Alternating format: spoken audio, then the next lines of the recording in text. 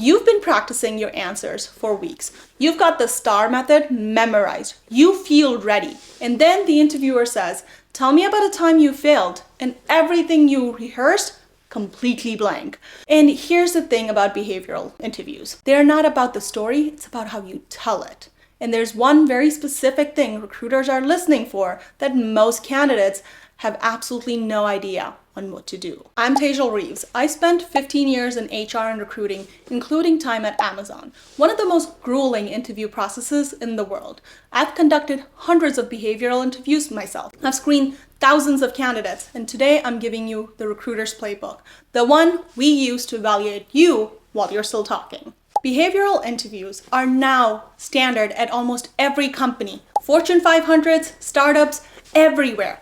The premise is simple. Past behavior predicts future behavior. But here's the problem. Most candidates treat this as a memorization exercise. They script out perfect answers, rehearse them in the mirror, and deliver them like they're reading a press release. That is exactly what tanks your chances. I'm breaking down the specifics into 5 steps so you can walk into your next interview knowing exactly what to do. Number 1. What recruiters are actually listening for. Let's start with the truth about what's happening on my end of the table. When I ask you a behavioral question, I'm not grading your story. I'm listening for 3 very specific things: your self-awareness, your decision-making process, and whether you take ownership. Self-awareness means, do you understand what you did well and what you'd actually do differently? Decision-making means, how do you think under pressure? What do you prioritize?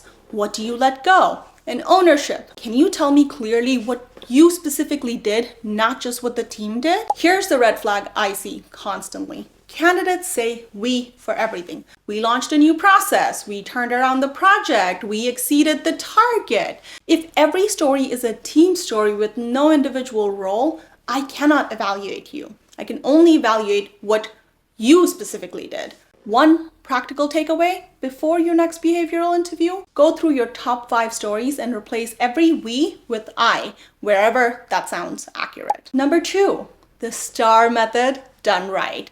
You've heard STAR: situation, task, action, result. Most people are using it incorrectly. And here's the mistake I see probably in 70% of candidates. They spend 80% of their time on the situation and task and then rush through action and result. That is completely backwards. The action is what I'm evaluating. The result is how I validate. The situation and task should take about 20 to 30 seconds max. Set the scene, move on. Your action needs to be specific, first person, and detailed enough that I can actually picture it. Not, we launched a new process, but I audited the existing workflow, identified 3 specific friction points, proposed a new handoff protocol to my manager, and piloted it with one team before we rolled it out company-wide. That is what gives me the signal. Your result should be quantified wherever you can quantify it. Not, it went well. But we reduced the onboarding time by 40% in the first quarter, and the manager asked us to roll it out to 2 additional teams.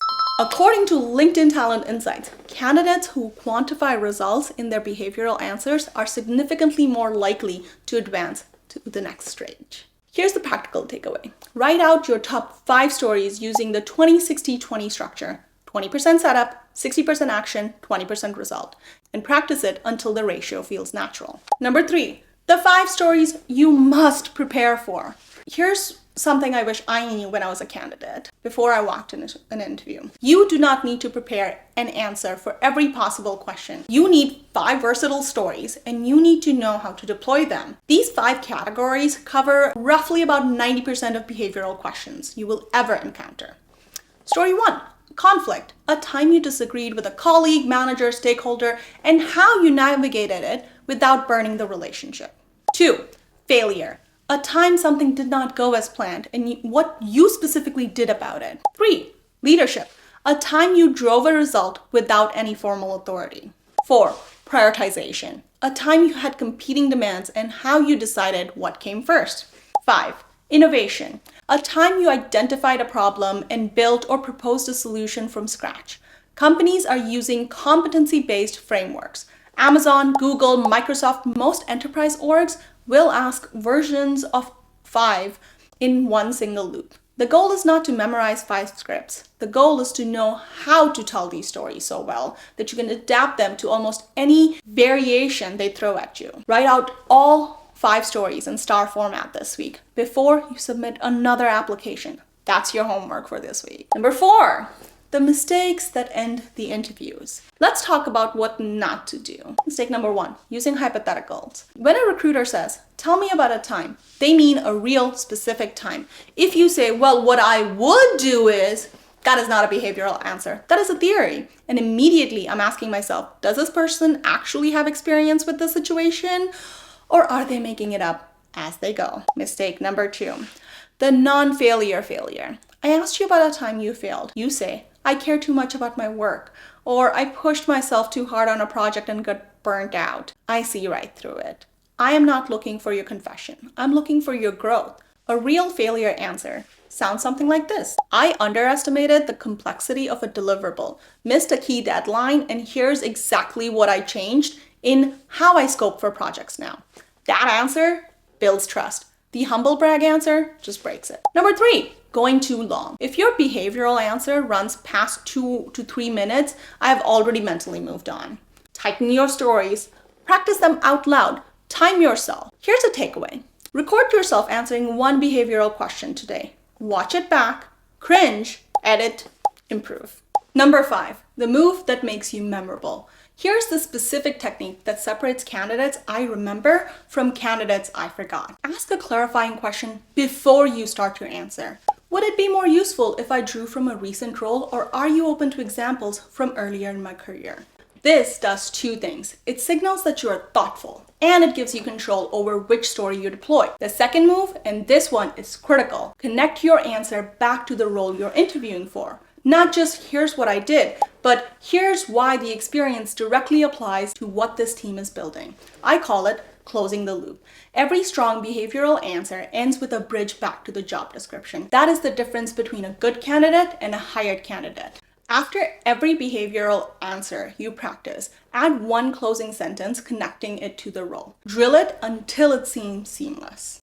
I had a client last year, software engineer, 6 rounds deep at a major tech company, kept getting rejected at the behavioral stage. The feedback was vague, something about not enough depth. When we went through her answers together, the stories were strong, the experience was real, and the results were impressive.